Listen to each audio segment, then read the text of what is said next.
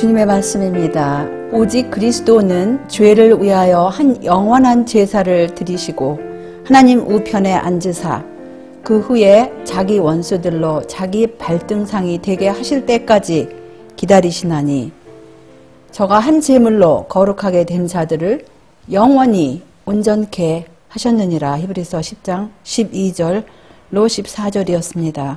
다시 한번 우리 주님의 은혜로 일주일 동안 보호하여 주시고 또 이 험악한 세상에서 또 우리들을 지켜주시고 이렇게 또 반갑게 서로 이렇게 이 기쁜 안식일 보낼 수 있도록 인도하셔서 참 우리 하나님께 또 우리 구세주 예수님께 감사드리고 여러분 모두 참으로 반갑습니다. 오늘 또 제 8부 성소기별의 핵심 지성소로 가는 새롭고 산 길을 우리가 말씀 가운데서 은혜 받는 그러한 시간이 되기를 바랍니다.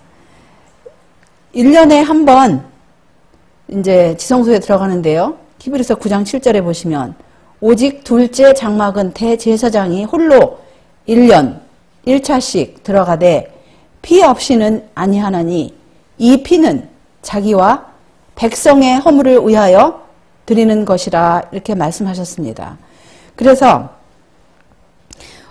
이 지성소로 우리가 들어가기 전에 잠시 우리가 그 지성소 앞에 있는 성소에서 아니면 번제단에서 매일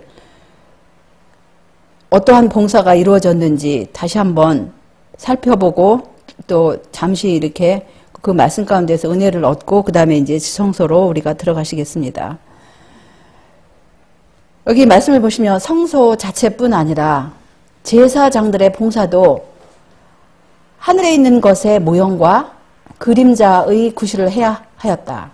이와 같이 그것은 매우 중대하였다. 그래서 여호와께서 모세를 통하여 이 예표적 봉사의 하나하나에 대하여 매우 분명하고 자세한 지시를 주셨다. 성소의 봉사는 매일의 봉사와 연례적인 봉사의 두 부분으로 구성되어 있었다.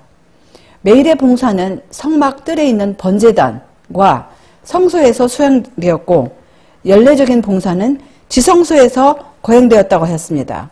이 말씀이 부조화선지서 351쪽에 있는 말씀이었는데요. 그러면 매일 봉사는 번제단하고 성소에서 이렇게 거행이 되었는데 그 의미들을 한번 잠깐 살펴보고 우리가 계속 하시겠습니다. 매일의 봉사는 조석으로 드리는 번제와 금향단에 향기로운 향을 드리는 일과 개인들의 죄를 위한 특별한 제사로 구성되어 있었다. 그 외에 또 안식일과 월삭과 특별한 절기를 위하여 드리는 제사가 있었다. 그래서 여기 이제 매일 동안에 이렇게 조석 아침 저녁으로 번제를 드리고 금향단에서 향기로운 향을 올리고 또 개인들의 죄를 위해서 특별한 제사가 있었고 또 안식일, 월삭, 특별한 절기 이런 것들이 이제 행해졌는데요. 보시면 아침 저녁 조석마다 1년 된 어린 양을 적당한 소재물과 함께 제단 위에서 불살랐다.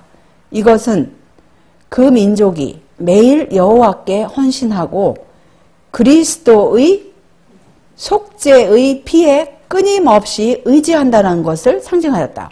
그래서 우리가 아침 저녁으로 개인적으로 예배를 드리든지 아니면 가족적으로 드리든지 아니면 이렇게 한 그 집회로서 드리든지 간에 하나님 앞에 나올 때는 항상 어린 양, 흠없는 어린 양을 생각하면서 어린 양 피, 그리스도의 속죄의 피를 계속적으로 의지하여 할 것을 우리가 이 조석마다 드리는 그 어린 양의 그 제물을 생각할 때마다 하나님의 어린 양, 예수 그리스도의 속죄의 피를 하루 종일 사실은 우리 계속적으로 의지해야 함을 우리가 여기서 짚고 넘어가야 하겠습니다.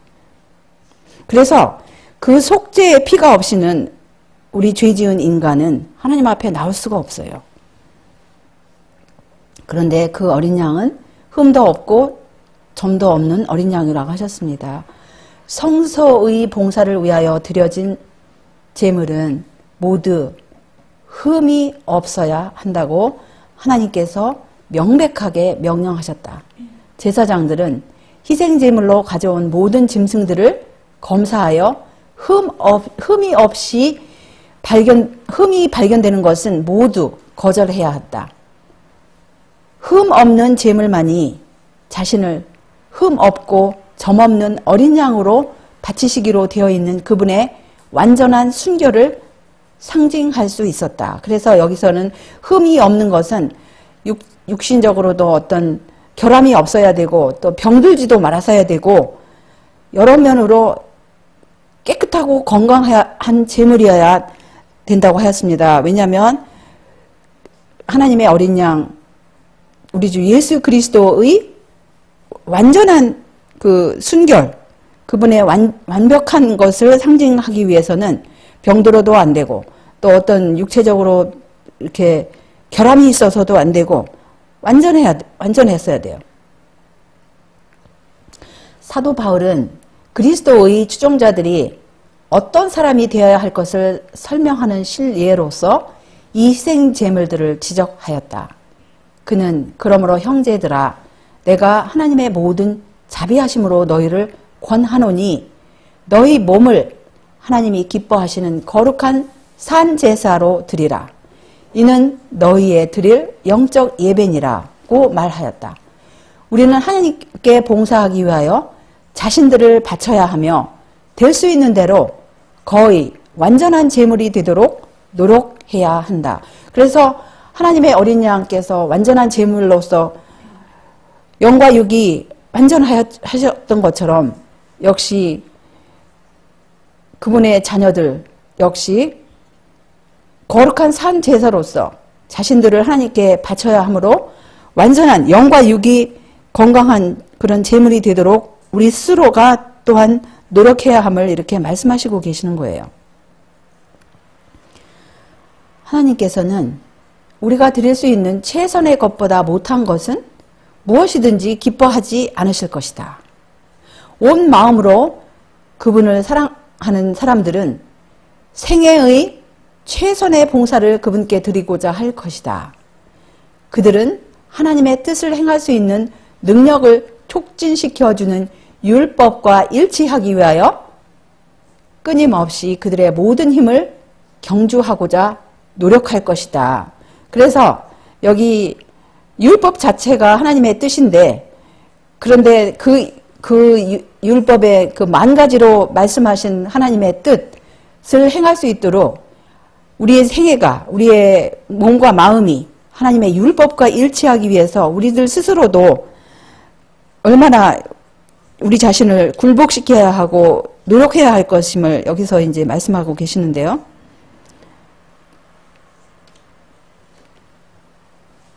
제사장이 향을 드릴 때 매일의 봉사 중 다른 어떤 행위에서보다 더 직접적으로 하나님께 가까이 접근하였다. 성소 내부의 휘장이 건물 천정에까지 다 있지 않았기 때문에 속죄소 위에 나타난 하나님의 영광을 부분적으로 첫째 칸에서도 볼 수 있었다. 제사장은 여호와 앞에서 분향할 때 법궤에 있는 쪽을 바라보았다. 향연이 올라갈 때에 하나님의 영광은 속죄소 위에 내려와 지성소를 채웠으며 때로는 두 칸을 다 채웠으므로 제사장은 부득불 성막 문에까지 물러서야 하는 일도 있었다. 그래서 성소가 두 칸으로 이렇게 나누어졌는데 매일 이 향을 드릴 때가 가장 하나님께 가장 가까이 근접할 수 있는 그런 시간이라고 하는데요. 그때는 이 제사장도 법궤에 있는 쪽을 이렇게 바라봐야 되는데 직접적으로는 볼 수가 없지만 그 향연이 올라갈 때에는 그 하나님의 영광이 속죄소 위에 내려와서 이 성소까지도 다 채워졌기 때문에 문에까지 이렇게 물러서야 하였다는 그런 말씀이에요. 상징적 봉사에서 제사장이 그가 볼 수 없었던 속죄소를 믿음으로 본 것처럼 하나님의 백성들은 사람의 눈에는 보이지 않으나 하늘 성소에서 그들을 위하여 탄원하시는 대제사장 그리스도께 지금 저들의 기도를 드려야 한다. 그래서 과거에 제사장들이 자기들이 볼 수 없었던 매일 그 제사 드리고 매일 향연을 올릴 때 속죄소 안으로 들어가지 않기 때문에 바라볼 수가 없었어요. 단지 믿음으로 바라본 것처럼 오늘날 하나님의 백성들, 우리들 역시 우리 눈에는 보이지 않지만 하늘 성소에서 지금 우리를 위하여 탄원하시는 우리의 대제사장, 우리 주 예수 그리스도께 우리 기도를 믿음의 눈으로 바라보고 이렇게 드려야 됨을 우리가 기억하셔야 되겠습니다.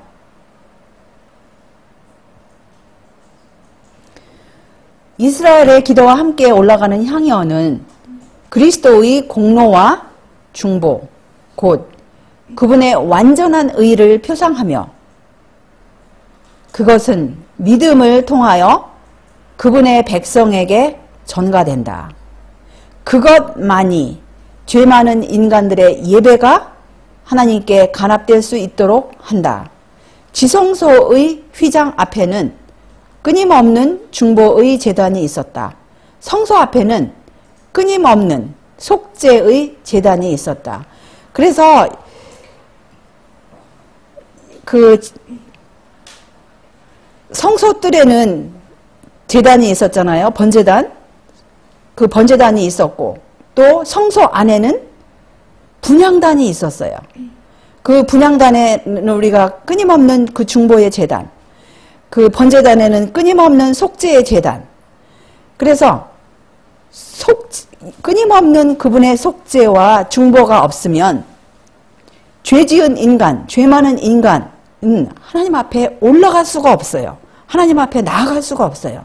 그래서 이 주님의 자녀들의 기도와 함께 옛날 이스라엘 자녀들 그 기도와 함께 올라갔던 그 향연, 그것이 바로 우리 주 예수 그리스도의 공로, 또 그분의 완전한 의, 그것을 상징하였던 것처럼 오늘날도 역시 우리 주 예수 그리스도의 의, 그분의 공로, 그분의 중보가 아니면 우리는 하나님 앞에 나아갈 수가 없습니다.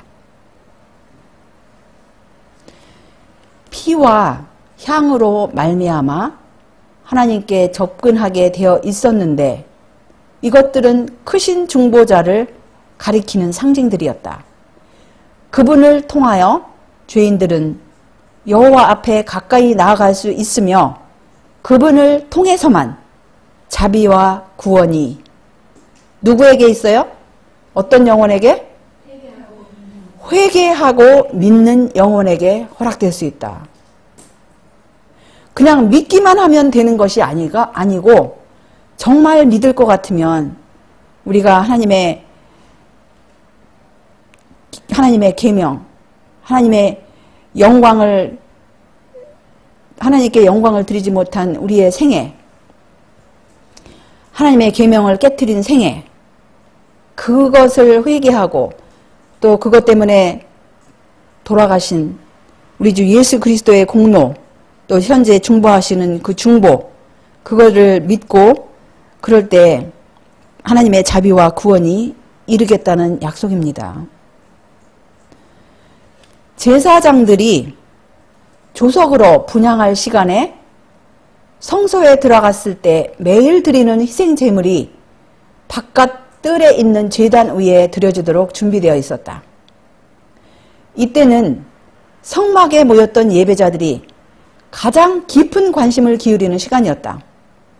그들이 제사장의 봉사를 통하여 하나님 앞에 나아가기 전에 열심히 그들의 마음을 살피고 죄를 자복하는 일을 해야 하였다. 그들은 얼굴을 성소로 향하고 묵상함으로 연합하였다. 그리하여 그들이 믿음으로 속죄의 희생으로 예표된 약속된 구주의 공로를 굳게 붙잡는 동안 그들의 탄원은 향연과 함께 올라갔다. 그래서 조석식 그 아침 저녁으로 분향하는 시간에 성소 안에서 지금 분향이 하시는 그 시간에 이제 바깥 뜰에서는 마음을 살피고 죄를 자복하고 얼굴을 성소로 향하고 묵상하고 그렇게 그럼으로써 그 예배에 연합하였다고 그랬어요. 그래서 믿음으로 구주의 공로를 붙잡고 그랬을 때 그들의 탄원이 그 향연과 함께 올라갔다고 그랬습니다. 조석으로 드리는 제사를 위하여 정해진 시간들은 거룩하게 여겨져서 그 시간은 유대 민족 전체를 통하여 예배를 위한 정한 시간으로 지켜지게 되었다. 그리고 그 후에 유대인들이 포로가 되어 먼 지방으로 흩어졌을 때에도 그들은 여전히 그 정한 시간에 그들의 얼굴을 예루살렘으로 향하여 이스라엘의 하나님께 탄원을 올렸다. 이러한 관습은 그리스도인들이 본받아야 할 조석 예배의 표본이 된다. 그래서 이 특별히 유대인들이 포로가 되어서 먼 지방으로 끌려갔을 때 자기의 생명을 무릅쓰고 창문을 열고 예루살렘을 향하여 기도하였던 위대한 선지자가 누구시죠? 위대한 선지자 다니엘이십니다. 그가 그렇게 하면 사자굴에 던져질 것을 뻔히 알면서도 이 시간에 이렇게 예배를 드렸습니다. 하나님께서는 예배에 대한 진정한 정신이 없이 단순히 의식만을 반복하는 것을 정죄하시지만 그들이 범한 죄에 대해 용서를 구하고 필요한 축복을 간구하기 위하여 조석으로 머리 숙이는 당신을 사랑하는 자들을 큰 기쁨으로 바라보신다. 그래서 물론 아무런 그런 진정한 영이 없이 형식적으로만 예배드리는 그것은 정죄하시지만은 그런 영이 없는 그 의식, 형식 이런 것은 정죄하시지만 자기들이 그 마음을 살피고 마음을 찢는 그러한 예배 그리고 용서를 간절한 마음으로 구하는 것 또 그분의 축복을 간구하는 것 믿음으로 간구할 때는 하나님께서 기쁨으로 바라보신다는 거예요. 그러면 이제 지성소에 대해서 우리가 이제 차근차근 살펴보십시다. 또 둘째 휘장 뒤에 있는 장막을 지성소라 일컫나니 히브리서 9장 3절입니다. 금향로와 사면을 금으로 싼 언약궤가 있고 그 안에 만나를 담은 금항아리와 아론의 쌍난 지팡이와 언약의 비석들이 있고 그 위에 속죄소를 덮는 영광의 그룹들이 있으니 이것들에 관하여는 이제 낱낱이 말할 수 없노라.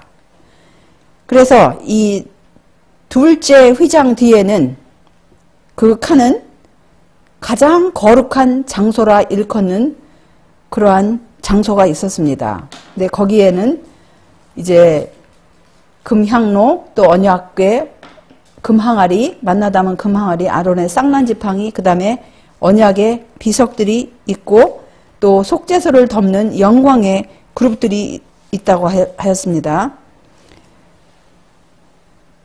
오직 둘째 장막은 대제사장이 홀로 1년 1차씩 들어가되 피 없이는 아니하나니 이 피는 자기와 백성의 허물을 위하여 드리는 것이라. 그래서 이 둘째 장막은 그냥 평민이 들어갈 수 없는 장막이에요. 대제사장께서 오직 홀로 1년에 딱 한 번 들어갔는데 피 없이는 아니하고 그 피는 자기 자신과 백성의 허물을 위하여 드리는 것이라고 이렇게 말씀하셨습니다. 정금으로 속죄소를 만들되 장이 2규빗 반, 광이 1규빗 반이 되게 하고 너는 지성소에 있는 증거궤 위에 속죄소를 두고, 이 속죄소는 또한 뭐라고 하죠? 쉬운 자라고 해요. 맞아요. 이 속죄소를 또한 쉬운 자라고 하는데,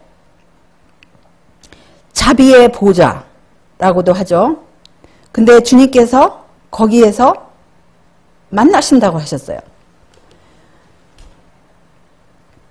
금으로 그룹 둘을 속죄소 두 끝에 쳐서 만들되, 한 그룹은 이 끝에, 한 그룹은 저 끝에, 곧 속죄소 두 끝에 속죄소와 한 덩이로 연하게 할지며, 그룹들은 그 날개를 높이 펴서 그 날개로 속죄소를 덮으며 그 얼굴을 서로 대하여 속죄소를 향하게 하고, 속죄소를 그 위에 궤 위에 얹고 내가 내게 줄 증거판을 궤 속에 넣으라. 거기서 내가 너와 만나고 속죄소 위 곧 증거 궤 위에 있는 두 그룹 사이에서 내가 이스라엘 자손을 위하여 내게 명할 모든 일을 내게 이르리라. 출애굽기 25장 18절 22절이었습니다. 그런데 여기서 이제 솔로몬이 지은 성소는 그 모양이 약간 틀리죠. 솔로몬이 내속 가운데 그룹들을 두었으니 그룹들의 날개가 패였는데 그 그룹의 날개는 하나는 이 벽에 닿았고 저 그룹의 날개는 저 벽에 닿았으며 두 날개는 전의 중앙에 서로 닿았더라 했습니다. 그런데 여기 이제 예언의 신에서 인용하는 그 성경절은 이거였어요. 에스겔 1장 11절이었는데 그 얼굴은 이러하며 그 날개는 들어 펴서 각기 둘씩 서로 연하였고 또 둘은 몸을 가리웠으며 안 휘장 뒤에는 지성소가 있었다. 그것은 속죄와 중보의 상징적 봉사의 중심이 되었다. 그것은 하늘과 땅을 연결하는 고리를 이루었다. 이 칸에는 법궤, 곧 안팎이 금으로 도금되어 있고 꼭대기가 금면리관 장식으로 둘려있는 아카시아 나무 궤가 있었다. 그것은 하나님께서 친히 십계명을 새기신 돌판의 보관소로 만들어졌다. 그러므로 그것은 하나님의 증거궤라고 불리웠으며 십계명이 하나님과 이스라엘 사이에 체결된 언약의 기초였기 때문에 언약궤라고도 불리웠다.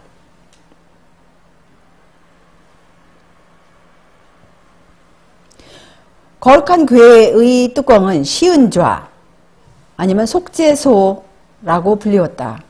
이것은 한 덩이의 정금으로 만들었고 양쪽 끝에 하나씩 서 있는 정금 그룹들이 그 위에 놓여 있었다. 존경과 겸손의 표시로서 각 천사의 한쪽 날개는 높이 쳐들려 있고 다른 쪽 날개는 몸 위에 접혀 있었다. 서로 얼굴을 마주 대하고 경건하게 머리 숙여 법궤를 내려다보는 그룹의 자세는 하늘 천사의 무리가 하나님의 율법에 대하여 가지는 존경과 구속의 경륜에 대한 그들의 관심을 나타냈다.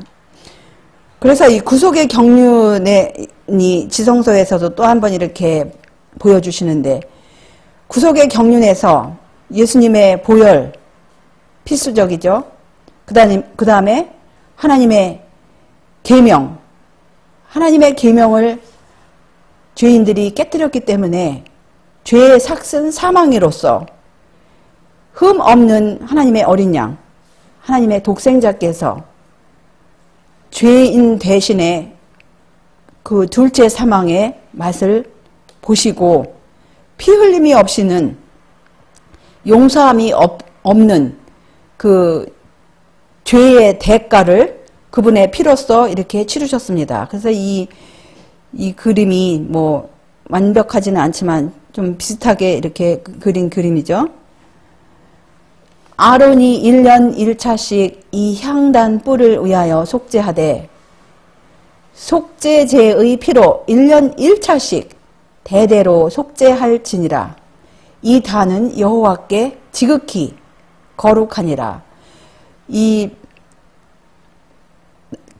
레위기에서 보시면 백성들의 죄와 또 제사장의 죄와 또 그 회중의 죄 때문에 제물을 드리고 그 제물의 피를 찍어서 성소 앞에 있는 그 휘장에다가 7번을 뿌리고, 그 다음에 회막 안 그 향단 뿔에 바르고, 그 다음에 나머지 그 피를 번제단 밑에 쏟은 것을 기억하시죠?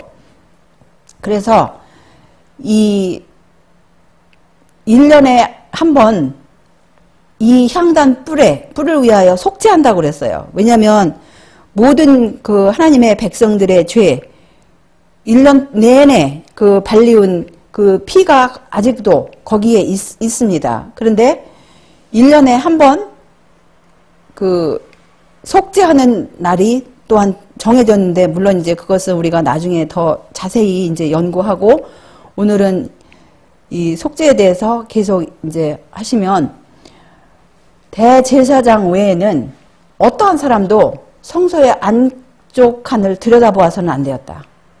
대제사장도 오직 1년에 단 한 번만 그곳에 들어갈 수 있었는데, 그것도 몹시 조심스럽고 엄숙하게 준비를 갖춘 후에 들어갈 수 있었다고 이렇게 말씀을 하십니다.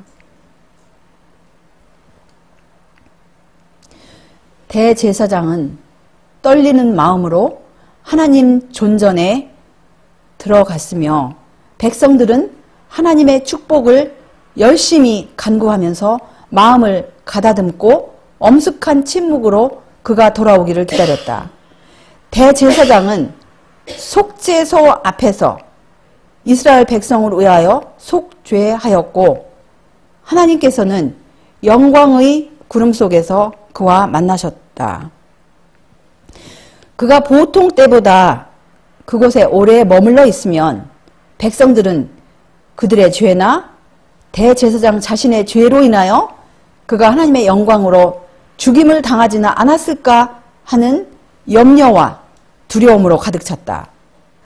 염소와 송아지의 피로 아니하고 오직 자기 피로 영원한 속죄를 이루사 단번에 성소에 우리 주 예수님께서 들어가셨습니다. 율법을 조차 거의 모든 물건이 피로써 정결케 되나니 피 흘림이 없은즉 사함이 없느니라고 이렇게 말씀하셔요. 근데 과거에 우리 이제 구약에 보시면은 속죄하는 그런 예들이 많았습니다. 여기도 한번 보시면, 이에 모세가 아론에게 이르되 너는 향로를 취하고 단의 불을 그것에 담고 그 위에 향을 두어 가지고 급히 회중에게로 가서 그들을 위하여 속죄하라. 여호와께서 진노하셨으므로 연병이 시작되었음이니라. 이게 어디 무슨 사건이죠? 아론이 모세의 명을 조차 향로를 가지고 회중에게로 달려간즉 백성 중에 연병이 시작되었는지라. 이에 백성을 위하여 속죄하고, 이것은 민수기에 있는 16장에 고라와 다단, 아비람이 반역을 하였을 때에 이들이 이제 구덩이 속에 들어간 이후에도 백성들이 불평불만을 하고 그럴 때 이제 또 이렇게 연병이 시작이 되었는데요. 그때 아론이 이렇게 그 백성들을 위해서 속죄하는 그런 장면입니다. 이때도 이 속죄라는 이 단어를 사용하였어요. 또 여기 보시면 제사장 아론의 손자 엘리아살의 아들 비느하스가 나의 질투심으로 질투하여 이스라엘 자손 중에서 나의 노를 돌이켜서 나의 질투심으로 그들을 진멸하지 않게 하였도다. 그러므로 말하라. 내가 그에게 나의 평화의 언약을 주리니 그와 그 후손에게 영원한 제사장 직분의 언약이라. 그가 그 하나님을 위하여 질투하여 이스라엘 자손을 속죄하였음이니라. 민수기 25장 11절 13절이었는데요. 이때는 또 무슨 사건이었죠? 맞아요. 그 이스라엘 백성들이 시딤에 머물렀을 때 미디안 여인들하고 완전히 이상한 짓을 하고 그랬을 때 아론의 손자 비느하스가 오히려 칼을 가지고 어떻게 했습니까? 이스라엘 남자와 그 여인이 그 두 사람을 칼로다가 이렇게 찔렀을 때 그 인간의 눈으로 볼 때는 참으로 잔인한 행동이죠. 그런데 하나님께서는 여기 비느하스가 한 것은 아무것도 없어요. 단지 그 이스라엘 남자와 그 미디안 여자를 칼로 찌르는 그거밖에는 한 게 없는데 하나님께서 보시기에는 이것이 속죄라고 하셨습니다. 하나님의 질투로 이 이스라엘에 타락하고 반역하고 이렇게 엉뚱한 짓을 하였을 때 이것은 인간의 분노가 아니고 하나님을 위한 질투, 하나님의 영광을 위한 그런 충성심으로 그 칼로다가 그 두 사람을 죽였을 때 하나님께서는 이 사람이 이스라엘 자손을 위해서 속죄를 하였다고 그랬어요. 그래서 그와 함께 평화의 언약을 주셨다고 했는데 그것도 역시 하나님의 이 말씀에는 속죄라는 단어를 사용하셨습니다. 또 여기 보시면 그 사무엘상 3장 14절에 보시면 그러므로 내가 엘리의 집에 대하여 맹세하기를 엘리 집의 죄악은 제물이나 예물로나 영영이 속함을 얻지 못하리라 하였노라. 여기서 속함이라는 그 단어도 역시 속죄라는 단어하고 똑같은 단어입니다. 그 어근이 똑같은 단어예요. 왜 하나님께서 우리가 우리 죄를 자백하면 하나님께서 용서하신다고 하셨어요. 그런데 왜 엘리의 집은 속함을 얻지 못하리라고 하셨을까요? 그 사실은 우익절에 설명을 하십니다. 내가 그 집을 영영토록 심판하겠다고 그에게 이른 것은 그의 아는 죄악을 인함이니 이는 그가 자기 아들들이 저주를 자청하되 금하지 아니하였음이니라고 했어요. 이게 평신도에게도 사실은 심각한 말씀이지만 특별히 엘리는 대제사장이었습니다. 그런데 그 아들들이 성소 안에서 또 성소 밖에서 하지 말아야 할 그러한 불의한 일, 그런 악한 일을 행하였을 때 강하게 금하였어야 되는데 금하지 않고 하나님께 욕을 돌리는 그런 모든 것을 그냥 묵인한 그 죄는 백성들로 하여금 마음이 강팍하게 하고 죄를 짓게 하였으므로 영영이 속함을 얻지 못하리라고 이렇게 무서운 말씀을 하셨습니다. 그때도 여기 이 속함이라는 것이 바로 속죄인데 속죄를 얻을 수가 없었어요. 엘리의 집이. 여기서도 우리가 많은 교훈을 배울 수가 있어요. 속죄소 위에는 쉐키나 곧 하나님의 임재하심의 현현인 영광의 광채가 있었다. 하나님께서는 그룹 사이에서 당신의 뜻을 알려주셨다. 하나님의 기별은 때때로 구름 속에서 들리는 소리를 통하여 대제사장에게 전달되었다. 때로는 바른쪽 천사 위에 빛이 비치어 시인 또는 간합을 표하고 왼쪽 천사에게 그늘이나 구름이 머물러서 불과 또는 거부를 나타냈다. 그래서 어떤 때는 구름 속에서 직접 목소리로 기별을 전달하시고 어떤 때는 다른 쪽 천사 위에 이렇게 빛이 환하게 비치게 함으로써 어떤 사항에 대해서 통과를 하시는, 간합하시는 그런 표시를 하시고 아니면 왼쪽 천사에게 구름이 머무를 때는 아니다라고 이렇게 표시를 하셨습니다. 법궤 속에 안치된 하나님의 율법은 의와 심판의 대원칙이었다. 그 율법은 위반자에게 사형을 선고하였다. 그러나 그 율법 위에 속죄소가 있었고 그 위에는 하나님의 임재가 나타났으며 거기로부터 속죄의 공로로 말미암아 회개한 죄인에게 사유하심이 허락되었다. 이와 같이 성서의 봉사로 상징된 우리의 구속을 위한 그리스도의 사업 가운데 긍휼과 진리가 같이 만나고 의와 화평이 서로 입맞추었다고 이렇게 말씀을 하십니다. 진리, 하나님의 보좌의 기초인 하나님의 계명, 진리는 분명히, 공의는 분명히 사형을 죄인에게 선고하지만 그 보좌는 쉬운 자라고 해요. 자비의 보좌라고 해요. 그래서 이 하나님의 자비로서 죄인을 위해서 대치물을 보내주신 그분이 바로 하나님의 독생자. 그래서 이 긍휼과 진리가 같이 만났다고 이렇게 말씀을 하시는 것입니다.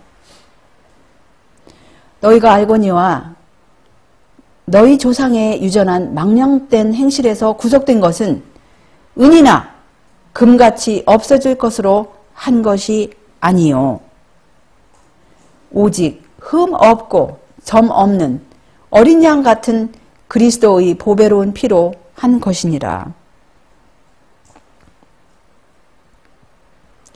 제사장이 성소에서 그가 볼 수는 없지만 믿음으로 말미암아 시은 자로 그의 기도를 드리는 것은 하나님의 백성이 하늘 지성소에 있는 시은 자 앞에 계시는 그리스도께 기도 드리는 것을 표상한다.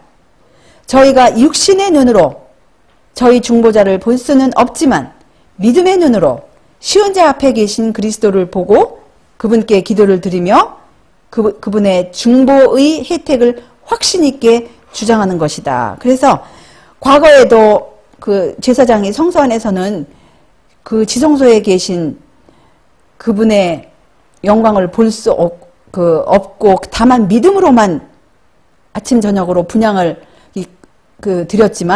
드린 것처럼 오늘날 우리들도 지성소에 계신 우리 주 예수 그리스도를 우리 눈으로는 볼 수 없어요. 우리 육안의 눈으로는 볼 수 없고 단지 믿음으로 그분께 우리 마음을 향하고 우리 얼굴을 향하고 우리의 기도를 드릴 수 있는 것입니다. 이 거룩한 성소에는 광선이 들어오는 창이 없었다. 순금으로 만든 등대가 밤낮으로 불을 밝혀 두 칸의 빛을 비춰주었다.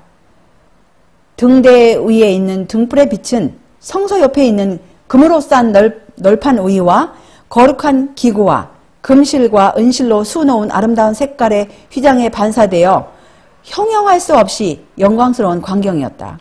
어떤 말로도 이 성소 안의 아름다움과 훌륭함과 거룩한 영광을 묘사할 수가 없었다.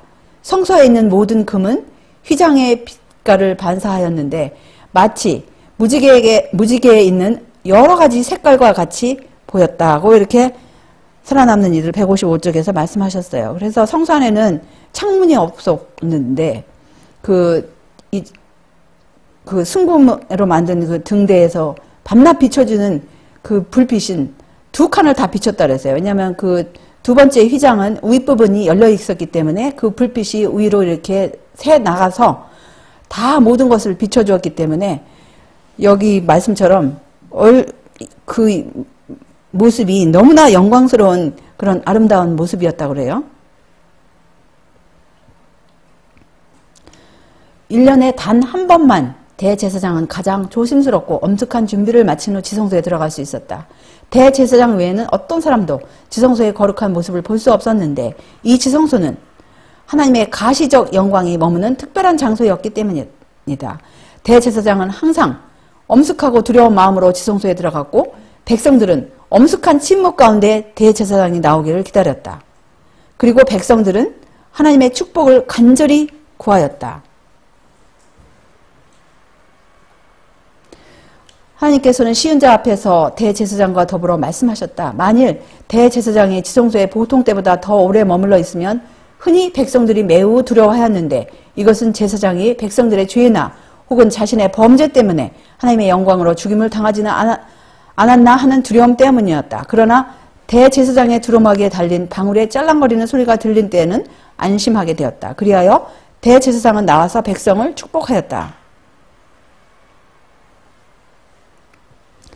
제사장이 1년에 한 번씩 지성소에 들어가 지상성소를 정결케 한 것 같이 예수께서 1844년 다니엘 8장의 2300주와의 예언이 마칠 때 그분의 중보를 통하여 은혜를 입을 수 있는 모든 사람을 위하여 마지막 속죄를 하시고 하늘 성소를 정결케 하시기 위하여 하늘 성소에 들어가셨다고 조기문집에 이렇게 말씀하시는데요.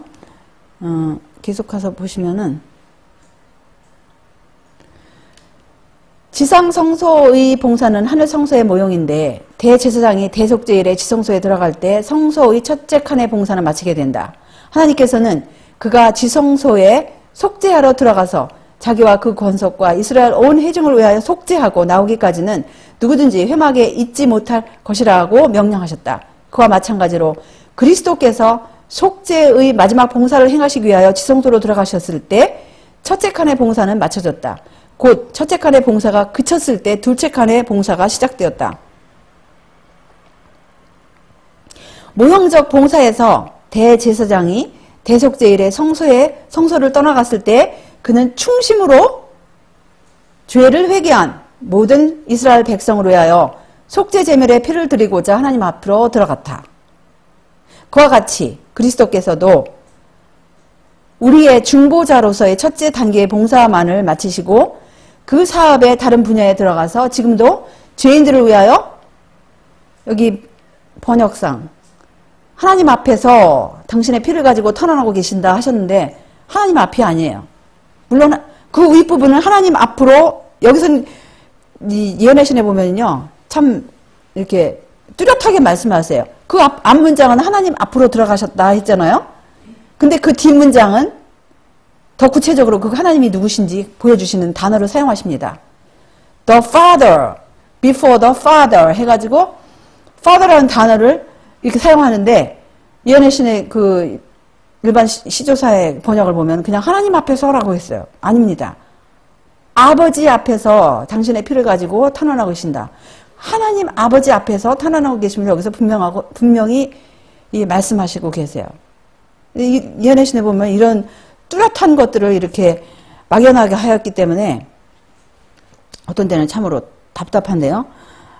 어쨌든 예수님께서 그분의 피를 가지고 누구를 위해서 그 속죄를 하시냐면 충심으로 죄를 회개한 사람들, 충심으로 죄를 회개한 사람들을 위해서 이 속죄를 하신다고 하셨어요. 그리스도를 통하여 숨겨진 지성소의 영광이 드러나게 되어 있었다. 그는 모든 사람을 위하여 죽음의 고통을 당하셨고 이 제물로 말미암아 사람의 아들들은 하나님의 아들들이 될 수가 있었다. 열린 얼굴로 주의 영광을 거울에서처럼 바라볼 때에 그리스도 안에 있는 신자들은 그와 같은 형상으로 영광에서 영광으로 변화되게 되어 있다. 지극히 거룩한 곳으로서 하나님의 영광이 머물렀던 시온소가 그리스도를 속죄 제물로 받아들이는 사람들 모두에게 공개된다. 그리고 그분의 중보를 통하여 하나님과의 친교에 이르게 된다. 그래서 우리를 위해서 십자가에 돌아가신 예수님 때문에 그 지성소의 영광을 우리가 믿음의 눈으로 바라볼 수 있고 그분의 고통 때문에 죽음의 고통 때문에 인간의 아들들, 우리는 사람의 아들, 딸로 태어났습니다. 사람의 아들, 딸로 태어난 우리들이 누구로 입양이 돼요? 하나님의 자녀로 입양이 되는 거예요. 얼마나 영광스러운 사실입니까? 그래서 우리가 지금은 이렇게 희미하게 바라보지만 주님의 예수 그리스도 안에 있는 신자들은 믿음에서 믿음으로, 영광에서 영광으로, 그분의 형상으로 이렇게 변화함을 입고 하나님과 더불어 친교에 이르게 되는 그러한 특권을 누리게 되는 것입니다. 그래서 여기서 말씀하시기를 히브리서 10장에 20절에 그러므로 형제들아 우리가 예수의 피를 힘입어 성소에 들어갈 담력을 얻었나니 그 길은 우리를 위하여 휘장 가운데로 열어놓으신 새롭고 산 길이요. 휘장은 곧 저희 육체니라고 이렇게 말씀하셨습니다. 그 휘장이 찢어졌을 때 예수님께서 다 이루었다고 말씀하셨을 때 그 길은 이제 우리에게 새롭고 산 길이라고 또한 여기서 이렇게 말씀하세요. 성소 휘장이 찢어진 것으로 하나님은 나는 지성소에서 더 이상 임재해 있을 수 없다고 말씀하신 것이다. 모든 사람들 앞에는 더 이상 휘장이 없어요. 휘장이 없고 열려있고 새롭고 산 길이 이렇게 있습니다. 죄 많고 슬픔이 많은 인류는 대제사장이 나오기를 더 이상 기다릴 필요가 없다. 그 죽을 수밖에 없는 인간 대제사장이 나오기를 기다릴 필요가 없어요. 왜냐하면 누구 때문에? 하나님의 아들의 죽음 안에서 모형은 연형을 만났다. 하나님의 어린 양이 희생제물로 드려졌다. 그것은 마치 한 목소리가 경배자들에게 이제 모든 희생과 제물의 끝이 이르렀다고 말하는 것과 같다고 이렇게 청년 지도자의 1900년도에 쓰신 말씀에 기록되었습니다. 그래서 하나님의 모형이 하나님의 아들의 죽음으로 원형과 마주쳤다. 큰 희생이 이루어졌다. 지성소로 가는 길은 열렸다. 새로운 삶의 길이 만민을 위하여 준비되었다. 그래서 우리가 이 사실을 믿음으로 받아들이고 우리 주 예수 그리스도께서 우리를 위해서 흘리신 그 보혈, 또 현재 우리를 위해서 중보하고 계시는 그분의 수고, 중보 사업을 우리가 믿음의 눈으로 바라보고 우리 마음에 날마다 더욱더 깊은 회개와 더욱더 돈독한 믿음으로 나아갈 때 이것은 우리를 위한 열린 길이에요. 새롭고 산 길이 된 것입니다. 그래서 예수님께서 뭐라고 말씀하셨냐면 볼지어다 내가 내 앞에 열린 문을 두었을 때 능히 닫을 사람이 없으리라.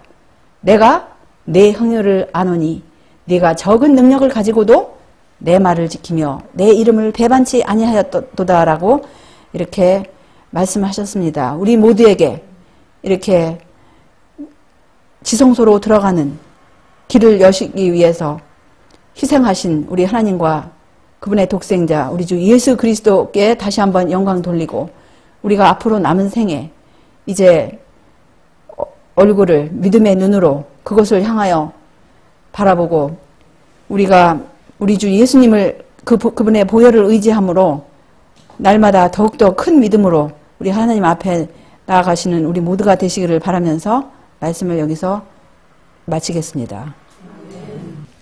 하늘에 계신 우리들의 아버지, 오로지 아버지의 무한하신 희생, 아버지의 독생자의 보혈 공로만을 의지하여 이 시간 나올 수 있도록 은혜 베푸심을 인하여 다시 한번 감사와 찬양을 올리옵나이다. 이제 우리는 더 이상 이 막막한 세상에서 죽을 수밖에 없는 대제사장이 나오기를 기다릴 필요가 없고 우리를 위해서 그 휘장을 활짝 열어놓으신 우리 주 예수님의 보혈만을 의지하고 지금 현재도 우리를 위해서 중보하시는 그분의 중보만을 의지하고 이렇게 우리 모두에게 새롭고 산 길을 지성소로 나아가는 아버지 앞으로 나아갈 수 있는 그 길을 열어놓으신 은혜 다시 한번 감사와 찬양을 올리옵나이다. 우리들 믿음의 눈으로 지성소에 계신 우리 주 예수님께 우리의 마음이 우리의 믿음이 고정되게 하여 주시옵시고 우리가 그동안 우리 살면서 알게 모르게 하나님의 계명을 범한 그 모든 것들을 더욱더 날마다 회개하며 주님의 공로를 의지하여 하나님의 모든 계명을 주님의 믿음으로 순종하는 그러한 모든 복된 자녀가 될 수 있도록 인도하여 주시옵기를 우리 주 예수 그리스도의 보혈 공로 의지하여 간절히 기도드리옵나이다. 아멘.